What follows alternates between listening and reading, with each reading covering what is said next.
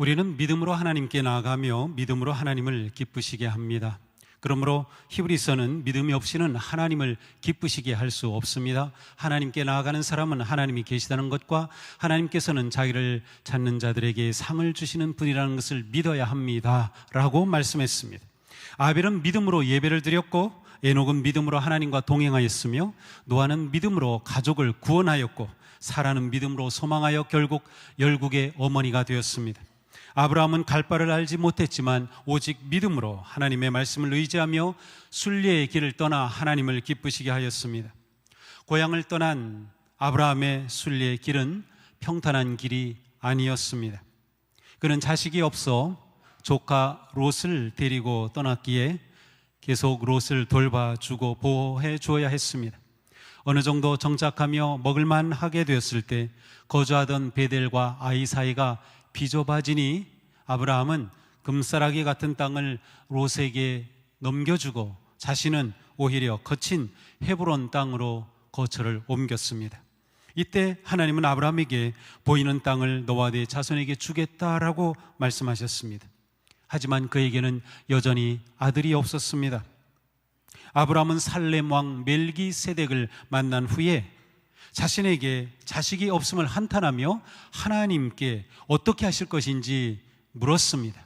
그때 또 하나님은 말씀하십니다. 너의 몸에서 태어날 아들이 너의 상속자가 될 것이다. 하늘을 쳐다보아라. 내가 셀 수 있거든. 저 별들을 세어보아라. 너의 자손이 저 별처럼 많아질 것이다. 하나님은 말씀하실 때마다 자손을 말씀하시지만 정작 아브라함에게 아들은 없었습니다. 하지만 아브라함은 하나님이 말씀을 주실 때 그 말씀을 그대로 믿었고 하나님은 그러한 아브라함을 의롭다 여기셨습니다. 아브라함이 가나안으로 이주한 지 약 10년쯤, 그러니 85세쯤 되었을 때 더는 기다릴 수 없겠다고 생각한 사라가 자신의 몸종 하갈을 통해 아들을 얻게 하였습니다. 하지만 86세에 얻은 아들 이스마엘은 하나님의 약속의 아들이 아니었습니다. 이후 13년이 또 흘렀습니다. 아브라함은 이제 99세입니다. 그런데 이때 다시 나타나신 하나님이 내가 여러 민족의 아버지가 될 것이라고 하시면서 그 언약의 표징으로 할례를 행하라고 하십니다. 그리고 아브라함과 사레였던 이 부부에게 이름을 바꿔서 아브라함과 사라라고 이름을 고쳐줍니다.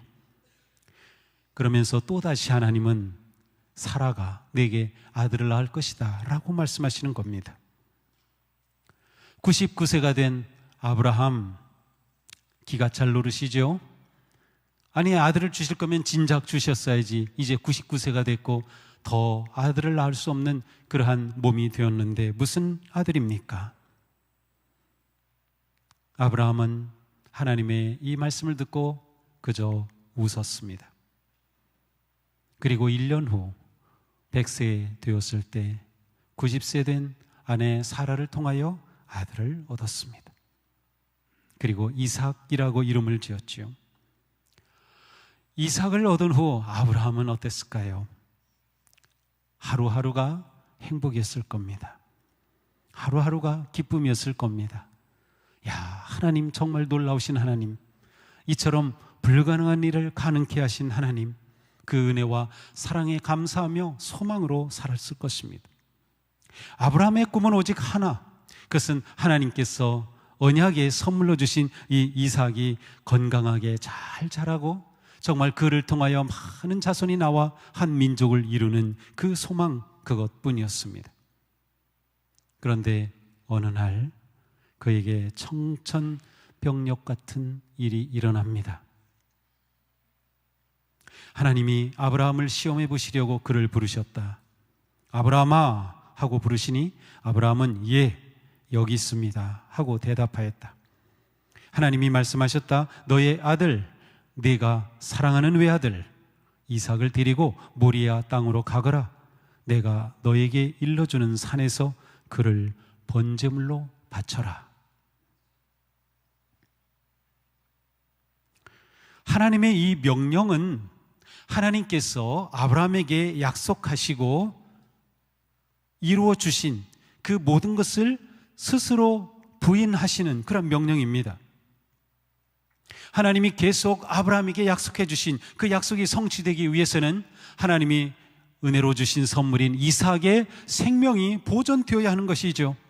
이삭이 죽으면 어떻게 그의 자손이 있겠습니까? 어떤 상황에서도 이삭의 목숨만큼은 잃어서는 안 되는 겁니다. 그런데 하나님은 아브라함에게 언약과 복의 선물로 허락하신 아들 이삭을 제물로 잡아 바치라는 것입니다.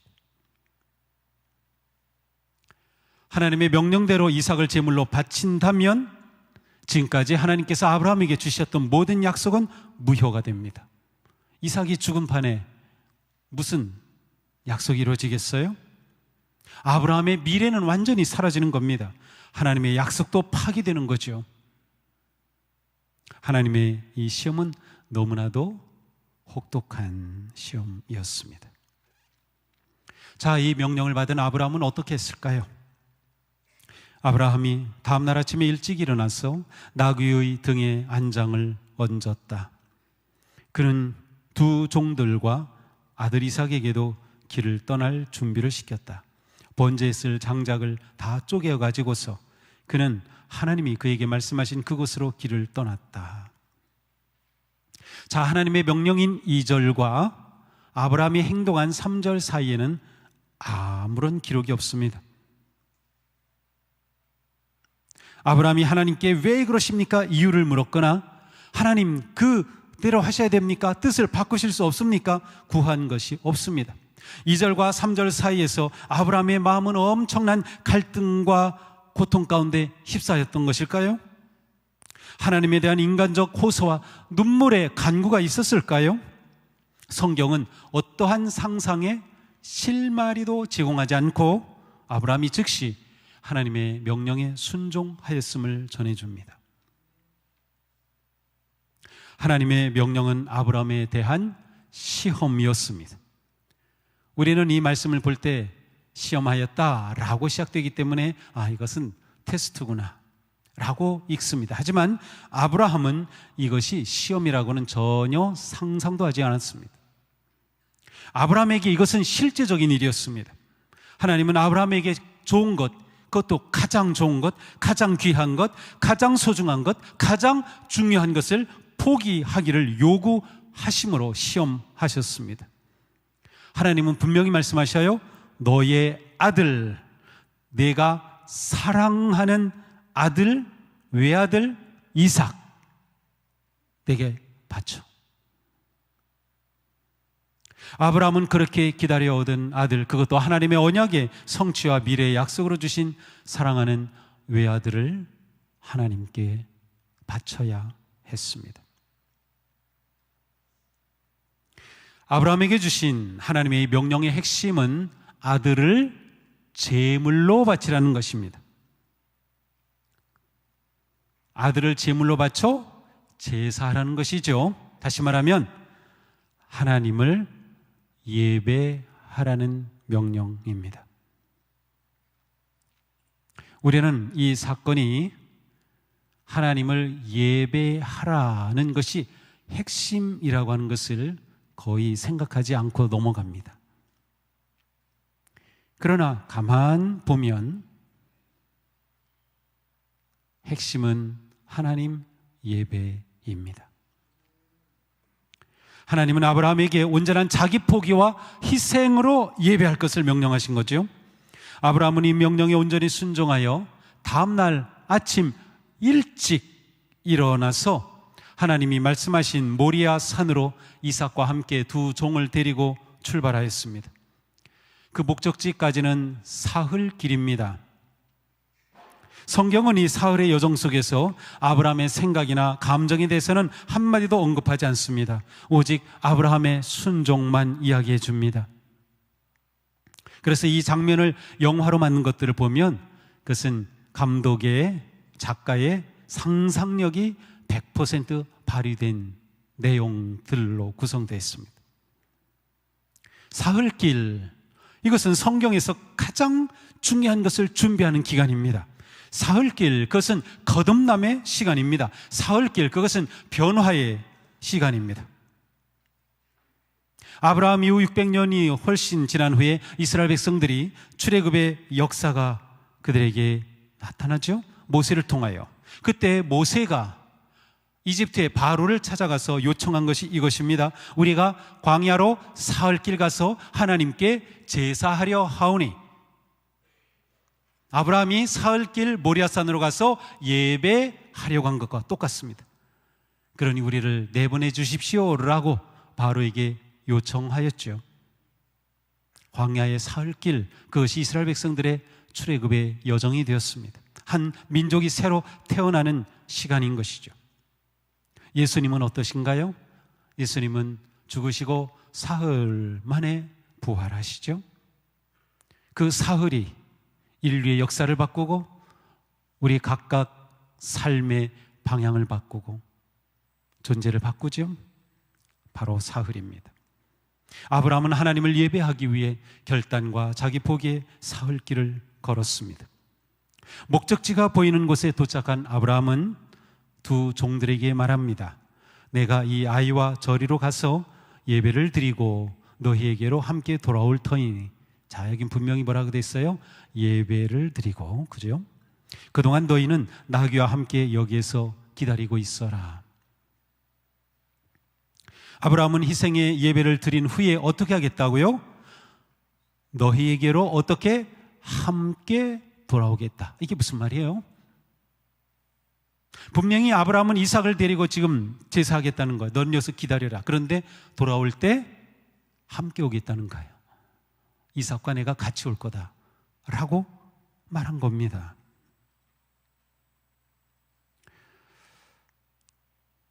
아브라함은 이삭을 선물로 주신 하나님께서는 이삭을 통해 놀라운 미래를 계획하고 계심을 확신했습니다.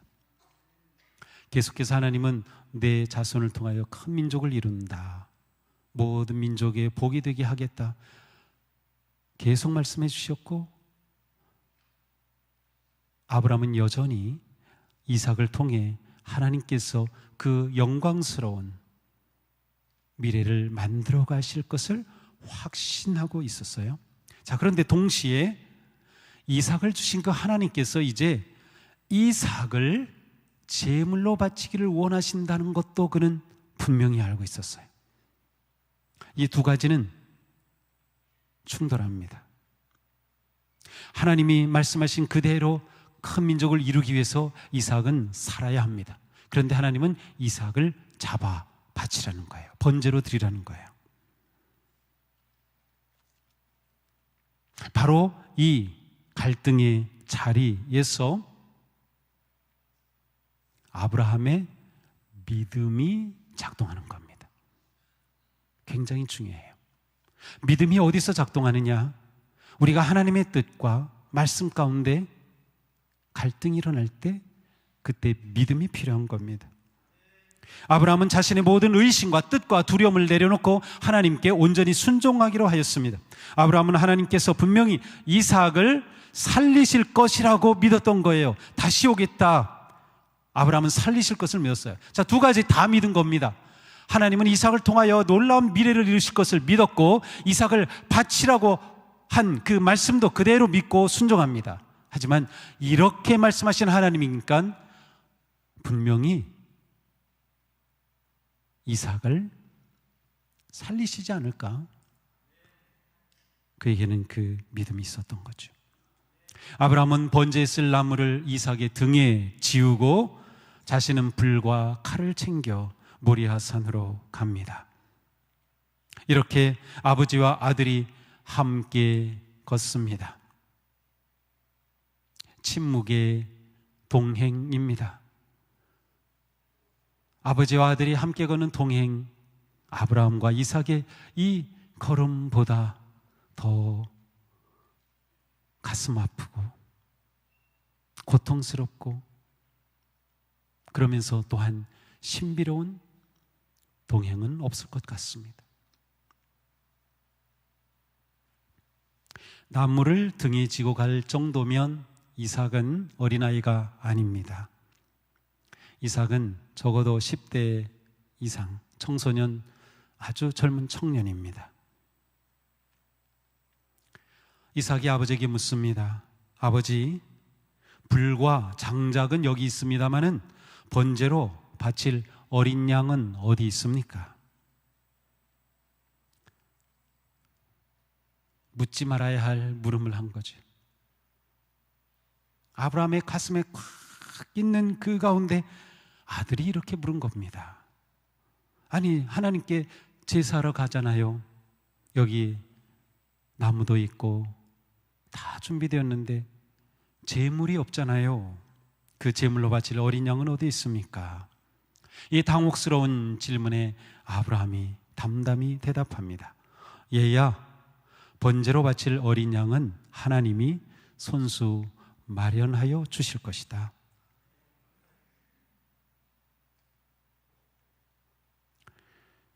이 질문에 대한 답은 아브라함이 솔직히 아들에게 말하지 못한 거예요. 내가 제물이야. 내가 제물이야. 너를 잡아 바치는 거다. 어떻게 사실 말하겠습니까? 근데 아브라함은 믿음으로 이렇게 대답한 거예요. 하나님이 손수 마련해 주실 것이다. 어떻게 보면 하나님께 책임을 떠넘긴 거예요. 하나님의 말씀에 지금 순종해서 가고 있는 아브라함, 그거 하나님이 책임질 일이야? 차마 자신이 너를 주게 한다고 말할 수 없었던 거죠. 마침내 아브라함과 이삭은 모리아산에 올라 번제를 드리기 위해 돌로 제단을 쌓았겠죠. 그리고 그 위에 장작을 얹어 놓았습니다. 그리고 제물이 어디 있습니까? 이삭이죠. 그러니 이삭의 손을 묶었을 것 같습니다. 그리고 이삭을 장작더미 위에 눕게 합니다. 아브라함의 행동에는 머뭇거림이 없습니다. 자신이 이삭에게 말했던 것처럼 정말 하나님께서 혹시 뭘 준비해 주시기나 할까 두리번거린 것이 없습니다. 이제 이삭의 운명은 아버지의 손에 들린 칼에 달려 있습니다. 아브라함은 아들을 제물로 드린다는 것이 아버지로서는 할 수도 없는 일이고 해서도 안 될 일이었지만 하나님의 명령이었기에 순종해야 한다는 그 마음뿐이었습니다. 그에게 있어서 하나님은 나에게 무엇이든 요구하실 수 있는 분이었습니다. 그 하나님의 요구가 내가 이해할 수 없어도, 내가 받아들일 수 없어도 하나님의 요구는 정당하다. 따라서 그는 그 말씀에 순종하는 겁니다. 이제 아브라함은 그의 뼈든 칼로 이삭의 심장을 겨누고 내리찍을 순간에 하늘에서 급하게 천사의 소리가 들립니다. 아브라함, 아브라함. 그 아이에게 손을 대지 말아라. 그 아이에게 아무 일도 하지 말아라. 내가 너의 아들, 너의 외아들까지도 나에게 아끼지 아니하니 내가 하나님 두려워하는 줄을 내가 이제 알았다. 급하게 아브라함을 멈추면서 아브라함이 신속하게 순종하고 신속하게 모든 것을 희생하는 그것에 하나님이 당황하신 겁니다. 그리고 멈추게 한 후에 정말 내가 나를 경외하는 걸 알았다. 내가 정말 나를 예배한다는 것을 알았다고 말씀하신 거예요. 이렇게 아브라함은 하나님의 시험을 통과하였습니다. 아브라함의 믿음은 시험을 통과한 믿음입니다. 히브리서는 이렇게 증언합니다. 아브라함은 시험을 받을 때 믿음으로 이삭을 바쳤습니다. 더구나 약속을 받은 그가 그의 외아들을 기꺼이 바치려 했던 것입니다. 아브라함은 온전한 순종과 희생으로 시험을 통과했습니다. 아브라함의 믿음은 전능하신 하나님을 온전히 의지하고 신뢰하는 믿음이었습니다. 자신의 생각과 지식과 계산과 감정을 뛰어넘는 믿음이었습니다. 이해할 수 없는 모든 것을 내려놓고 온전히 하나님께 맡긴 믿음이었습니다. 자신의 미래도, 아들의 생명도, 언약의 성취도 모두 하나님께 맡겼습니다. 참된 믿음의 본질은 거룩하고 선하시고 지혜로우신 전능의 하나님을 신뢰함으로 온전히 희생하고 순종하는 것입니다. 이 순종하는 믿음이 하나님의 시험을 통과하게 한 것입니다. 시험에 합격한 아브라함의 믿음의 핵심은 순종과 희생이었습니다. 시험과 시련은 우리의 믿음이 얼마나 신실하며 참된 믿음인지를 가장 잘 드러냅니다. 시련은 믿음의 실체를 그대로 드러냅니다. 그러므로 내 믿음이 어떠한지는 내게 시련이 왔을 때 그대로 드러나는 것이에요. 우리의 믿음이 순종과 희생으로 검증된 믿음이 될 수 있기를 바랍니다. 시험과 시련을 두려워하지 마십시오. 시련과 시험은 믿음의 사람에게는 은혜와 성숙의 기회가 되기 때문입니다. 참된 믿음의 사람은 시험을 통해서 큰 유익을 얻기 때문이에요. 극심한 시련을 겪은 욥은 고백합니다. 나의 가는 길을 오직 그가 아시나니 그가 나를 단련하신 후에는 내가 정금같이 나오리라. 아브라함의 믿음은 시험을 통과한 정금 같은 믿음이었습니다. 우리가 하나님의 말씀에 순종과 희생으로 결단한다면 우리에게 다가오는 어떤 시련과 시험도 성숙의 기회, 은혜의 기회, 복의 기회로 삼을 수 있습니다. 그러므로 바울은 말씀합니다. 우리는 환난을 기뻐합니다. 환난은 인내를 낳고 인내는 인격을 낳고 인격은 단련된 희망을 낳는 줄 알고 있기 때문입니다.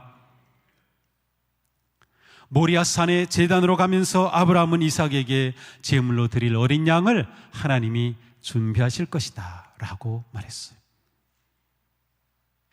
그는 하나님이 어떻게 준비하실지는 몰랐지만 분명 하나님께서 예비하심을 믿었어요. 여호와 이레의 하나님을 믿었던 것입니다. 이 믿음으로 그는 온전한 순종의 길을 걸었어요.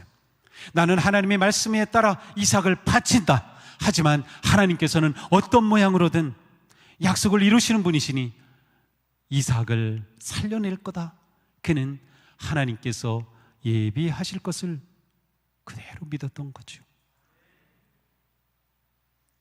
정말로 그는 믿은 그대로 하나님께서는 그를 위해 예비하신 제물을 보여주셨습니다. 그가 아들을 잡으려는 순간 천사의 음성이 들리고 그리고 하나님이 예비하신 숫염소가 수풀에 걸려있는 것이 보였습니다. 이렇게 하나님은 숫양을 보내셔서 제물로 바치게 하셨습니다. 아들을 제물로 잡아 바치라는 것은 하나님의 시험이었던 것이죠. 그러므로 하나님은 이방의 신들처럼 인신 제사를 원하시는 분이 아니었습니다. 하나님은 온전히 하나님을 경외하고 예배하는 아브라함에게 제물로 사용될 숫양을 공급해 주셨습니다. 천사는 아브라함에게 네가 하나님 두려워하는 줄을 내가 이제 알았다. 시험에 합격함으로 아브라함은 하나님을 경외해야 하는 자라는 인정을 받았습니다. 하나님은 아브라함을 참된 예배자로 인정한 것이에요. 하나님을 경외함, 그 하나님 앞에 순종함, 그 하나님 앞에 희생을 온전히 드림, 바로 예배의 핵심이 아닙니까? 아브라함은 어떤 대가를 치르더라도 어떤 희생이 따르더라도 하나님을 경외하고 순종하는 참된 예배자였던 것입니다. 1000년 후에 바로 이곳 아브라함이 아들 이삭을 제물로 바친 이 모리아 산 이곳에 성전을 세우게 하셨습니다. 솔로몬이 세운 예루살렘 성전은 바로 모리아 산, 아브라함이 아들을 제물로 바친 그 자리였습니다. 아브라함이 하나님 앞에 참된 예배자로 인정받은 그 자리 위에 하나님을 예배하는 성전을 세웠던 것이죠. 아브라함은 우리에게 참된 예배자, 참된 예배가 무엇인가를 보여줍니다. 오늘 우리의 예배에 온전한 헌신과 희생이 있습니까? 함께 하시고 공급하시는 하나님을 온전히 신뢰하며 믿음으로 순종의 예배를 드리고 있습니까? 우리는 여호와 이레의 믿음으로 예배하고 있습니까? 여호와 이레의 믿음으로 드리는 예배는 자신을 하나님께서 받으실 산 제물로 드리는 예배입니다. 로마서에 말씀하죠. 여러분의 몸을 하나님께서 기쁘시게 받을 산 제물로 드리십시오. 이것이 여러분이 드릴 합당한 예배입니다. 아브라함이 그러했습니다. 그 자신을, 그의 아들을 하나님 앞에 받으시려 산 제물로 드렸던 것이죠. 그러므로 아브라함의 승리는 예배의 승리였습니다. 아브라함의 믿음은 오직 여호와 이레 하나님을 의지하고 신뢰함으로 예배하는 믿음이었습니다. 지금 우리의 예배는 지나치게 편리주의에 빠져 있습니다. 어떻게 더 편하게 예배드릴까? 지금 우리의 예배는 하나님께 드리고 희생으로 나아가기보다는 내가 누리고 받는 것에 더 빠져 있습니다. 하나님 중심이 아니라 자기 중심의 예배에 빠져 있는 것이죠. 아브라함은 지금 우리에게 희생과 순종으로 하나님을 예배하는 참된 예배자가 될 것을 촉구하고 있습니다. 이곳에 우리 모두가 진정으로 희생과 순종과 헌신을 담은 참된 예배자가 되기를 축복합니다. 아브라함은 전능하신 하나님을 온전히 신뢰하였기에 하나님의 능력을 조금도 의심하지 않았습니다. 그는 하나님께서 약속하신 것은 반드시 이루신다는 믿음이 있었습니다. 그러니 하나님께서 약속해 주신 그대로 아들을 통하여 큰 민족을 이루실 것이라는 그 믿음 변하지 않았습니다. 그렇다면 그가 어떻게 이 아들을 바쳤겠습니까? 능력의 하나님께서는 내가 아들을 바쳐도 이삭을 통하여 어떻게든 그 약속을 이루실 것이라고 하는 믿음이 있었어요. 그 믿음이 바로 아들을 하나님께서는 어떤 모양으로든 살리실 것이라는 믿음이었죠. 그러므로 아브라함은 믿음 안에서 그의 갈등이 결단이 된 것입니다. 이게 믿음의 삶의 멋진 모습이에요. 우리에게 믿음이 있다는 것은 우리가 하나님의 뜻을 믿고 하나님의 은혜를 믿고 하나님의 능력을 믿고 나아갈 때 때때로 우리에게는 갈등의 순간들이 옵니다. 아니 분명히 하나님의 뜻에 순종한 것인데 어떻게 이러한 일이, 어떻게 이러한 고난이, 어떻게 이러한 시련이, 어떻게 이러한 실패가 나에게 있는 거야? 그러나 우리가 능력의 하나님을 의지하고 신뢰한다면 우리는 믿음으로 그 고통과 그 아픔의 순간이 기쁨으로 주님 앞에 헌신하는 은혜의 순간으로 바뀔 수 있는 거죠. 이 믿음을 히브리서는 이렇게 표현합니다. 하나님께서는 이삭을 죽은 사람들 가운데서 되살릴 수 있다고 아브라함은 생각했던 것입니다. 자, 아브라함이 일단 생각했던 것은 내가 이삭을 비록 잡아 죽이지만 하나님께서는 어떤 모양으로든 그를 되살릴 거다. 근데 사실 아브라함의 생각보다 하나님의 방법은 더 놀라웠습니다. 아브라함이 이삭을 제물로 바치지 않고도 그의 예배를 하나님께서 받아주시고 이삭 대신에 수량으로 예배할 수 있도록 해주신 거죠.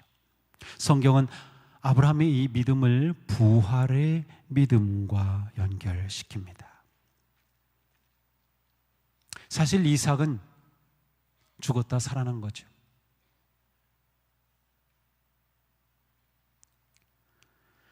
아브라함은 하나님께 이삭을 온전히 드렸습니다. 그것은 그 속에 하나님께서는 죽은 자도 살리실 수 있다고 하는 부활의 믿음, 하나님의 능력을 의지하는 믿음이 있었기 때문이죠. 이삭을 통해 큰 민족을 이루고 복의 씨앗이 되게 하실 것이라는 하나님의 약속은 반드시 이루어짐을 그는 확신했던 것입니다. 사랑하는 성도 여러분, 우리는 하나님의 이 능력을 의지하고 있습니까? 하나님의 말씀과 약속은 반드시 이루어짐을 믿고 있습니까? 우리의 하나님은 전능의 왕이심을 믿고 계십니까? 하나님의 능력이 우리의 믿음을 통하여 역사함을 우리는 기대하고 있습니까? 우리의 승리는 믿음을 통하여 일하시는 하나님의 능력입니다. 시험을 통과한 아브라함에게 하나님은 놀라운 약속을 다시 주십니다. 내가 이렇게 너의 아들까지, 너의 외아들까지 아끼지 않았으니 내가 반드시 너에게 큰 복을 주며 너의 자손이 크게 불어나서 하늘의 별처럼 바닷가의 모래처럼 많아지게 하겠다. 너희의 자손은 원수의 성을 차지할 것이다. 네가 나에게 복종하였으니 세상의 모든 민족이 네 자손의 덕을 입어서 복을 받게 될 것이다. 사랑하는 성도 여러분, 아브라함이 받은 이와 같은 복, 우리도 가정과 직장과 사회와 우리의 삶 속에서 그와 같은 놀라운 복된 존재가 되고 싶지 않으십니까?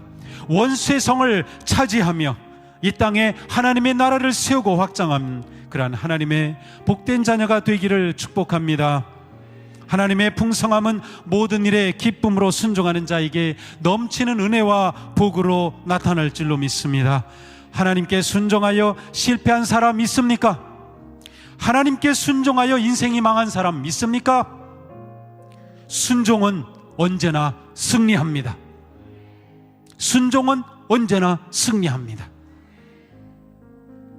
우리 모두 하나님 앞에 온전히 자신을 드리고 헌신하였던 아브라함의 믿음을 본받아서 우리에게 다가오는 온갖 시련과 역경과 환난 가운데서도 그것을 온전히 통과하는 그런 믿음, 하나님의 선하심을 바라보는 믿음, 여호와 이레를 믿는 믿음, 하나님의 능력을 의지하며 희생과 순종으로 하나님을 예배하는, 하나님을 경외하는 위대한 믿음의 역사를 이루는 복된 성도들이 되기를 주님의 이름으로 축복합니다.